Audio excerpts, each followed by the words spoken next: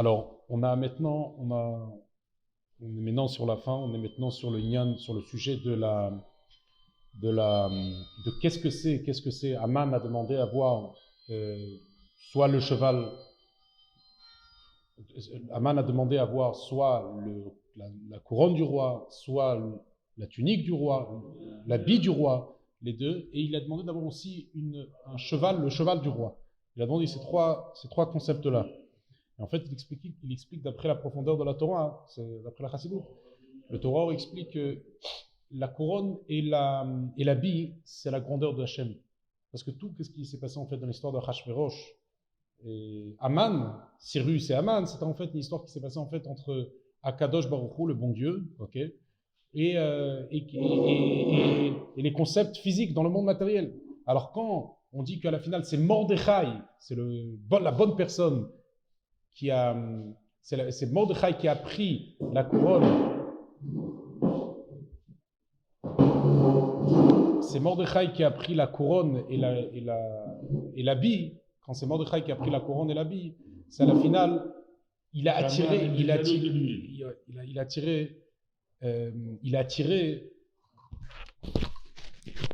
Quand c'est Mordechai qui a pris la couronne et l'habit du roi, c'est qu'en fait, ça veut dire quoi? Ce concept, si on dit que l'habit du roi, c'est la grandeur de Dieu, c'est la splendeur de Dieu, c'est qu'est-ce qui transcende, c'est le concept transcendant de Dieu qu'il a attiré dans le monde matériel. Toute cette lumière-là, tout ce levouche, parce que c'est Mordechai qui a été, à la finale, habillé par cet habit, l'habit et la couronne, etc.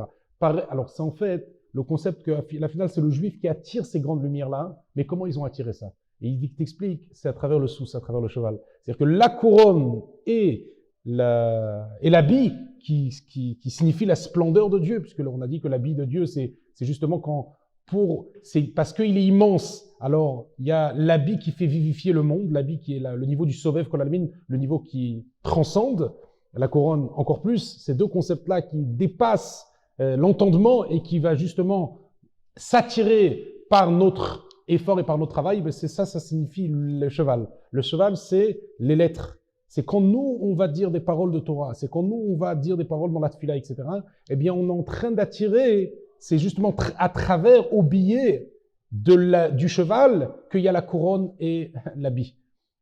C'est à travers ça qu'il y a tout qui se déclenche. Et c'est quoi le cheval, d'après la Chassidut? Le cheval du roi, c'est justement comme un cheval qui part d'un endroit à l'autre très très vite. Et c'est avec ce moyen de transport, exactement. Ce moyen de transport, c'est exactement ça, le sujet des lettres qu'on lit dans la Torah et la Tefila. C'est à travers ça qu'on transporte toute cette lumière, on connecte toute cette lumière transcendante qui est l'habit et la couronne, et on l'attire envers nous. C'est à travers ces lettres-là de la Torah. Et après, il explique, alors on va le dire vite,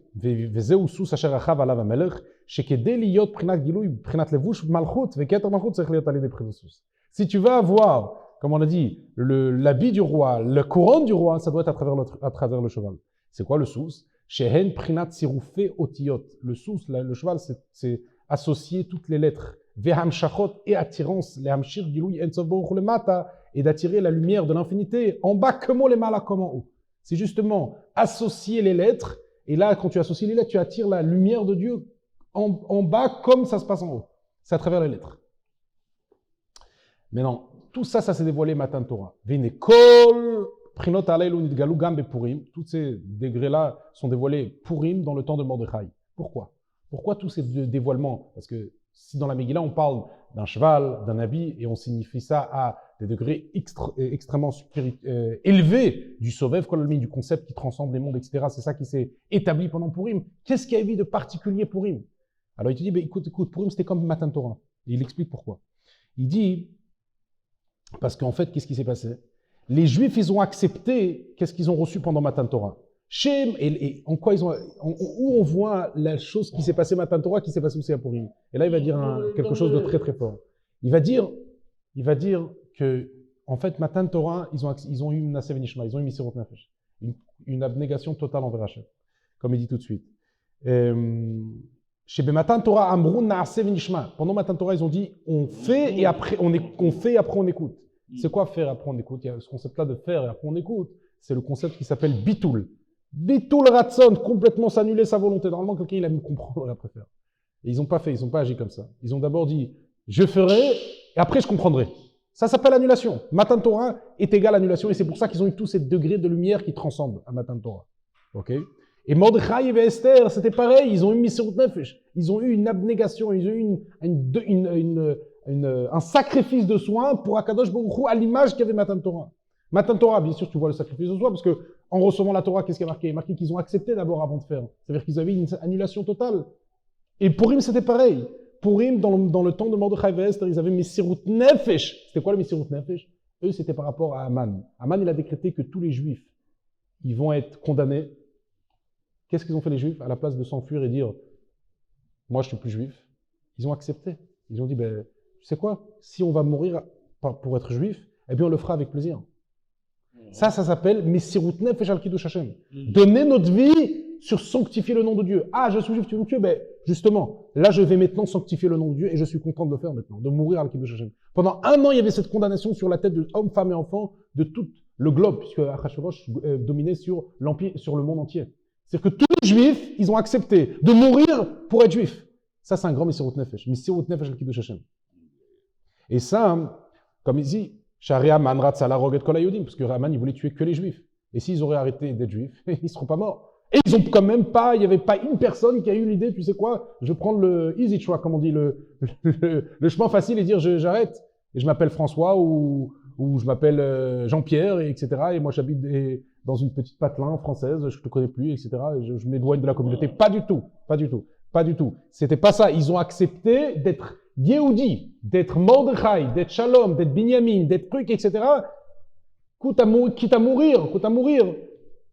Mais c'est comme ça que ça va se passer. C'est-à-dire ça Messirut Nefesh, une abnégation totale vis-à-vis d'Hachem. C'est ça qui leur a donné le mérite de recevoir les lumières qu'ils ont reçues pendant Matan Torah. C'est pour ça qu'on dit que vraiment, c'est quand la finalité, quand ils ont vraiment reçu la Torah, c'était à Purim. Parce qu'il y avait le même sujet, l'abnégation totale, l'annulation. À l'image de Matan Torah, mais encore plus même, puisque Matan Torah, c'était que le début, mais la finalité, c'est là où tout se passe. 1000 ans après Matan Torah, c'est là où ils ont vraiment accepté la Torah. Quand ils ont eu ce don de soi total pour rester fidèles à Kadosh Baruch Hu. Ça donne une autre signification à Purim, hein. C'est pas les pétards et le mashké et la boisson, c'est beaucoup plus profond que ça, c'est encore même au-delà de Matan Torah. Alors, une seconde. Je te prends tout de suite. Velachen nikra Mordechai ish Yehudi, c'est pour ça que Mordechai s'appelle l'homme juif. Même Yehudi. Yehudi, ça vient du mot Yehuda. Et pourquoi il s'appelle Mordechai ish Yehudi? Il venait de la tribu de Binyamin. La Torah, elle témoigne qu'il vient de la tribu de Binyamin. Des descendants de Binyamin. Alors pourquoi on l'appelle Yush Yehudi? Il dit, ve'af, il dit plus que ça, ve'af, kohanim ve'levi'im shebe'oto ador nikra b'shem Yehudim. Et il dit plus que ça. Il dit même, quand tu regardes bien, dans cette génération, il y avait des Kohen, il y avait des Lévis, comme dans chaque génération. Eux aussi ils s'appellent Yehudi, bien qu'ils aient ça, bien que c'est pas leur titre, puisque c'est des Kohanim. Les Kohanim, c'est des Lévim, c'est pas des Yehudi, c'est pas des Yehuda. Alors pourquoi, soit Mordechai qui vient de Binyamin, on l'appelle Yehudi, que ça vient du mot Yehuda. Et soit les Kohanim et les Lévim dans cette génération, on les appelle Yehudi, bien que c'était des Kohanim et des Lévim. Et bien là, il t'explique, parce que Yehudi, c'est pas seulement qui vient de la tribu des Yehuda. Yehudi, c'est quelqu'un il repousse l'idolâtrie. Yehudi, ça veut dire reconnaître Dieu. Ce qui veut dire reconnaître, veut dire repousser toute autre chose que Dieu. Et cette génération ont eu la reconnaissance de Dieu totale. Ils ont eu de savoir qu'ils vont être maintenant attachés avec Dieu, n'importe quel prix, ils vont rester connectés avec Dieu. Ça, c'est Yehudi. Yehudi, ça veut dire reconnaître et rester fidèle à Kadosh Baruch Hu. Et c'est pour ça que bien que Mordechai n'est pas de la tribu de Yehuda, on l'appelle Yehudi, du mot Yehuda. Parce que reconnaître, ils ont eu la reconnaissance totale envers Hachem. Les Kohanim, bien sûr, aussi. Les Vim, tous les Juifs de la génération, ils ont cette reconnaissance envers Hachem. Ce titre-là de Yehudi n'est pas spécialement quelqu'un qui vient de la tribu de Yehuda, bien que Yehudi, ça vient du mot Yehuda, mais ça vient à chaque Juif qui reconnaît que Dieu et autre Dieu, ça, il repousse tout ça.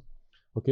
Comme il dit tout de suite, les filles chez Messirut Nefesh et chez Masrou Nafsham, ils ont donné leur vie à Kedushat Hashem sur la sanctification de Dieu. Veloy Mirudatam, ils sont pas convertis, l'Ariot Nafsham, de dire, pour vivre, on va se convertir, on va être tranquille. Se convertir dans une autre religion, c'est pas sur les autres religions qu'il y a la condamnation, le décret de condamnation, alors on va être tranquille avec ça. Non, ils n'ont pas eu ça en tête. Ils ont dit, on va prendre dans la tête en étant juif. Mais c'est Ramat, Messirut Nefesh, et justement par ce biais de le fait qu'ils ont eu cette abnégation, cet sacrifice de mourir pour être juif.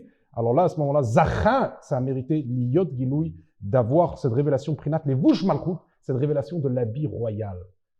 que Mordechai a été habillé. En fait, cet habit royal, d'après la Chassidoute, c'est un degré très très élevé de divinité. C'est le niveau le plus élevé, le Sorev Kol Almin. Ils ont eu ça parce que ils ont eu le Messirut Nefesh. À l'image de Matan Torah, qu'ils ont donné leur vie pour recevoir la Torah, qu'ils ont dit d'abord on va faire, après on va agir, après on va comprendre. Ils ont eu pareil, même encore plus pendant l'histoire de Purim. Le fait de donner la vie pour être juif, pour rester juif. Alors c'est pour ça, les Shmalchut, ils ont eu mérité d'avoir l'habit royal, après la couronne royale, et même le cheval royal que le roi il chevauche avec ça. Ils ont mérité tous les degrés les plus spirituels, qui signifient 3 degrés différents, la couronne, l'habit et tout ça, mais tout ça, le fait d'avoir le Messirut Nefesh al Kiddush Hashem.